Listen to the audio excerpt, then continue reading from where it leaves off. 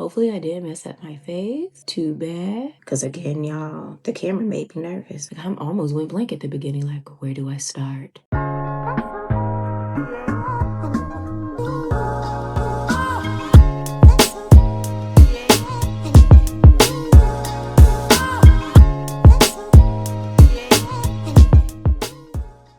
First ever get ready with me. I have to go meet a potential babysitter for Declan. How are we getting acclimated to Portugal? Been learning the language. We have been using YouTube, European Portuguese, which is different from Brazilian Portuguese. Don't get that confused.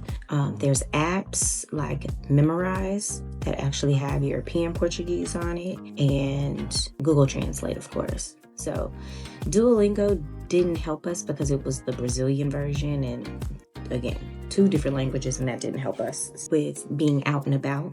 Being in the community, we're also picking up on certain words. Just like the overall lifestyle in Portugal, it's so much slower. It's just so calming. And I think that was something that I really needed, that Greg really needed.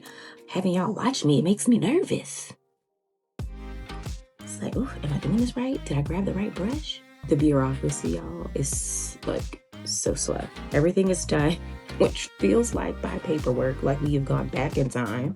Tax portals that we use here, if you have to get your password reset, they mail you a password to reset that.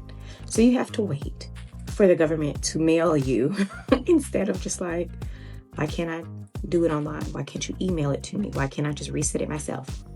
No, has to be mailed. Just go ahead and pack your patience.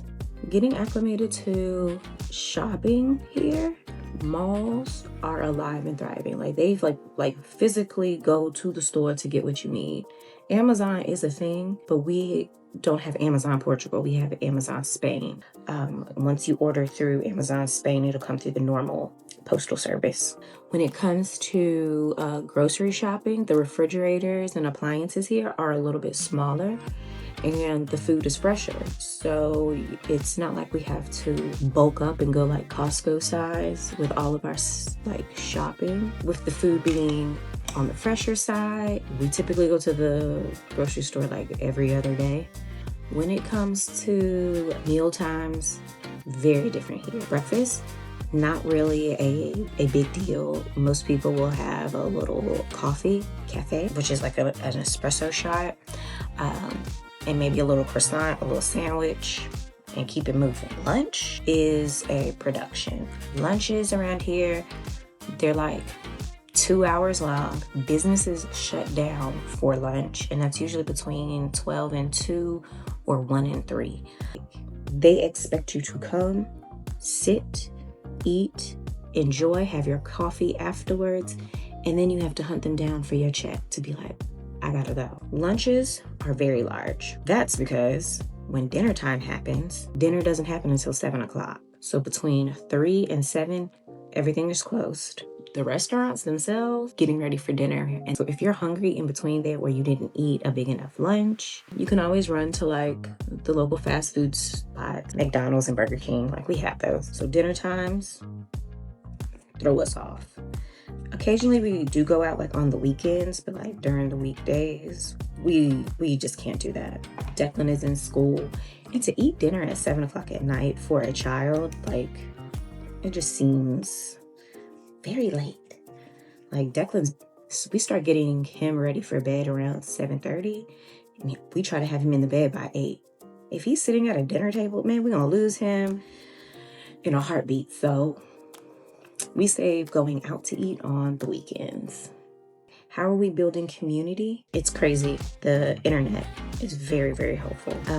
There's WhatsApp groups locally with other expats that live in Portugal, and they live all over the country. So, for example, we live on the Silver Coast, so we found one in the area. So they have a walking group, and the moms in the group, whenever they want to do play dates, or if they find that there's a fun activity or festival that's going on, they always post it in the chat, and we try to link up. And then just while you're like out and about shopping, you hear people talking, and when you hear them speaking in English, you just kind of walk up to them and say, hey, like, hey, I hear you speaking English, like, where are you from? And from there, you kind of ask, like, Are you visiting or do you live in the area? And that's how we've been able to connect with other people. Our neighbors are super nice. They're Portuguese and they absolutely love Declan. They're the sweetest people ever. So we've been hanging out with them. They've been teaching us. For Declan's birthday, they brought him a board game that is an interactive dictionary to help all of us really learn Portuguese. So I was like, oh, this is so nice. Like I said, just being out and about and talking to people and not just isolating yourself and hanging out with like-minded people or only people that speak the same language as you.